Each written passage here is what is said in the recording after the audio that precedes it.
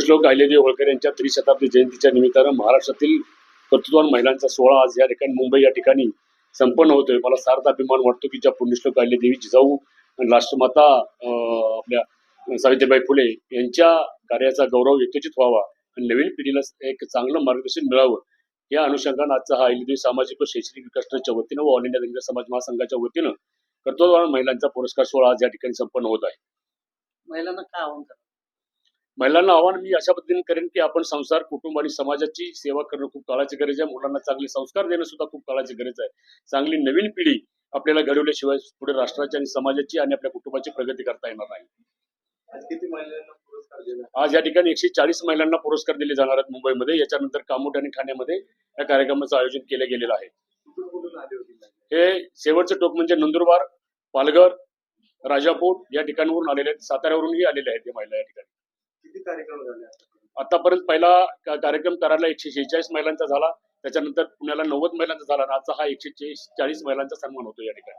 अजून पुढे काय कार्यक्रम होणार? अजून आपल्याला याच्यानंतर महाराष्ट्रात झाल्यानंतर गोव्यामध्ये 200 महिलांचा सन्मान सोहळा आपण आयोजित केलेला आहे। याच्याकरून अहिल्यादेवी होळकर ह्या कुठल्या एका जातीपुरतं काम करत नव्हत्या, तर पुऱ्या संपूर्ण देशासाठी काम केलं, त्यांनी महिलांसाठी काम केलं आणि याच अनुषंगानं अहिल्यादेवीचा इतिहास संपूर्ण राज्यामध्ये, संपूर्ण देशामध्ये जावा या अनुषंगानं गोव्यामध्ये हा कार्यक्रम आयोजित केलेला आहे। आज राजमाता पुण्यश्लोक अहिल्यादेवी होळकर यांच्या त्रिशताब्दी जयंतीनिमित्त जो काही पुरस्कार आयोजित केला आहे त्यामध्ये मला आमंत्रित केल्याबद्दल येथील कार्यक्रमाचे आयोजक आणि कार्यकर्ते यांचे मी मनापासून आभार मानते। आपल्या अहिल्यादेवी होळकरांनी इतिहासामध्ये महाराष्ट्रातच नव्हे तर भारतात देखील खूप मोठी कामगिरी केलेली आहे। त्यांच्याच पावलावर पाऊल ठेवून आम्ही त्यांचा वारसा पुढे नेत आहोत। प्रत्येक क्षेत्रात सामाजिक असो, शैक्षणिक असो, आर्थिक असो किंवा राजकीय असो, या क्षेत्रामध्ये आज लेडीज, महिला ह्या खूप अतिशय म्हणजे पुरुषाच्या खांद्याला खांदा देऊन काम करू शकतात। हे अहिल्यादेवींनी त्यांच्या कर्तृत्वातून, कामातून आम्हाला शिकवलेले आहे। त्यांच्याच प्रमाणे आज आम्ही हे कार्य करत आहोत। प्रत्येक समाजातली कोणतीही स्त्री असो, तिने स्वतःला कमी न लेखता आपण पण काहीतरी काम करू शकतो या निश्चयाने काम केलं पाहिजे, तरच मुलींची प्रगती होऊ शकते। मला आज हा पुरस्कार मिळाला त्याबद्दल येथील कार्यकर्त्यांचे आणि आयोजकांचे मी मनापासून आभार। महिलांना काय आव्हान करा? तर महिलांना असं की महिलांनी स्वतःला कमी लेखू नये। महिलांमध्ये देखील खूप जिद्द असते, काम करण्याची इच्छा असते, पण परिस्थितीनुसार किंवा इतर कोणत्या कारणांमुळे महिला पाठीमागे राहतात। पण ते आपली जी काही अडचण आहे तिला कमीपणा न मानता, म्हणजे ती एक आपली अडचण न मानता त्यावर मात करून आपण काम करू शकतो हे जिद्दीने दाखवलं पाहिजे। एक लेडीजने जर ठरवलं तर ती लेडीज काही करू शकते। तर प्रत्येकाने आपल्या आपल्या स्किलनुसार, आपल्या आपल्या आवडीनुसार लेडीजने काम केलं पाहिजे। माझं नाव सुनीता चंद्रकांत घोडके, मी पुण्याहून आले। निगडीमध्ये आमचं वनस्थळी मध्ये ग्रामीण विकास वनस्थळी केंद्र आहे, तिथे आम्ही बालवाडी प्रशिक्षण केंद्रामध्ये महिलांना बालवाडी कशी सुरू करायची त्याचं प्रशिक्षण देतो, कसं शिकवायचं त्याचं प्रशिक्षण देतो आणि अशा महिलांना 10वी 12वी झालेल्या महिलांना उत्स्फूर्त म्हणजे चान्स देतो की त्यांना कसं पुढे वाटचाल करता येईल, त्या स्वतःच्या पायावर कशा उभा राहतील, अशा मुलांना शिकवण्यासाठी आम्ही तयार करतो। नमस्कार, मी सौ संजना संजय कदम भांडूप येथून आले आहे। मला पुण्यश्लोक अहिल्यादेवी होळकर यांच्या पुण्यतिथी निमित्त पुरस्कार आज मिळालेला आहे, त्याबद्दल मी धन्यवाद देते।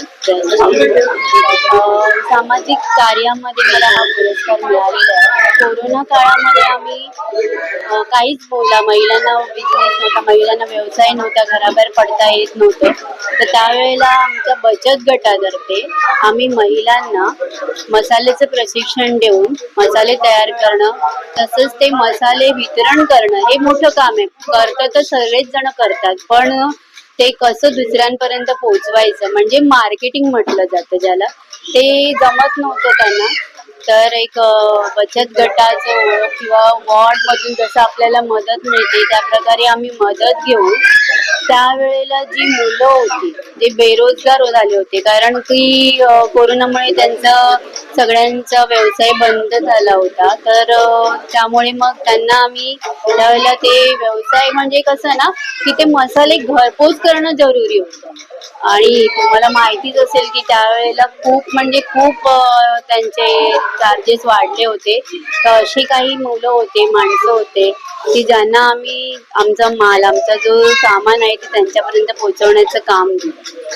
तर ते एक आमचं काम त्याच्यामधून झालेलं आहे. आम्ही त्यावेळेला मदत केलेली आणि आज तगायत आमचं ते काम चालू आहे अदिती एंटरप्राइजेसच्या नावाने. माझी मोठी लेक आहे अदिती म्हणून, ती तुम्ही म्हणजे समाजामध्ये म्हटलं जातं मतिमंद म्हणून, पण माझी मुलगी आहे तर त्या मुलीच्या नावाने मी हा व्यवसाय खोललाय.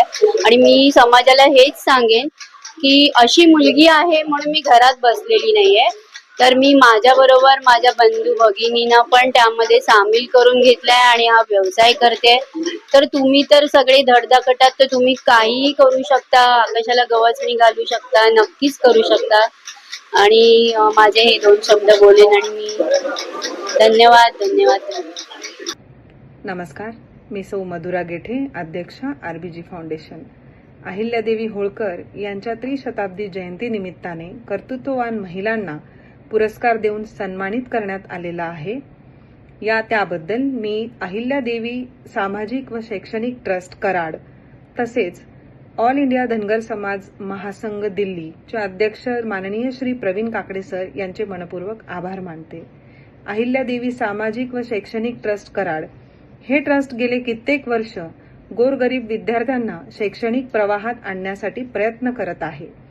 अहिल्यादेवी होळकर यांच्या त्रिशताब्दी जयंती निमित्ताने महाराष्ट्रामधील सर्वात मोठा पुरस्कार वितरण सोहळ्याचे कराडनंतर पुणे, मुंबई येथे हा सोहळा पार पाडण्यात आला असून महिलांना यथोचित सन्मान करण्यात आलेला आहे. आम्हा सर्व मुंबईमधील महिलांना या कार्याचा सार्थ अभिमान वाटतो आणि त्यांच्या संस्थेचा हा उपक्रम खरंच उल्लेखनीय आहे. अहिल्यादेवी सामाजिक व शैक्षणिक विकास ट्रस्ट कोरोना काळामध्ये डोंगरदर्या खोऱ्यातील विद्यार्थ्यांना, जंगलातील मुलांना शैक्षणिक प्रवाहात आणण्यासाठी जे केलेलं काम आहे ते खरोखरच उल्लेखनीय आहे. त्यांच्या भावी वाटचालीसाठी आमच्या खूप खूप शुभेच्छा. धन्यवाद. महिलांचा पुरस्कार म्हणजे एक कार्यक्रम प्रवीण काकडे साहेबांनी आयोजित केलेला आहे. महिलांचा पुरस्कार ह्यासाठी केला, आपल्या देशातील महिला म्हणजे उच्च शिक्षण आहे त्यांच्यासाठी पुरस्कार घेतलेला आहे. इथं असल्यामुळे इथे सर्व काही नियोजन सर्व व्यवस्थितरित्या कार्यक्रम व्यवस्थित पार पडलेला आहे. तुमचे पत्रकारांचे बी आभार मनापासून सर्वांना. ठीक.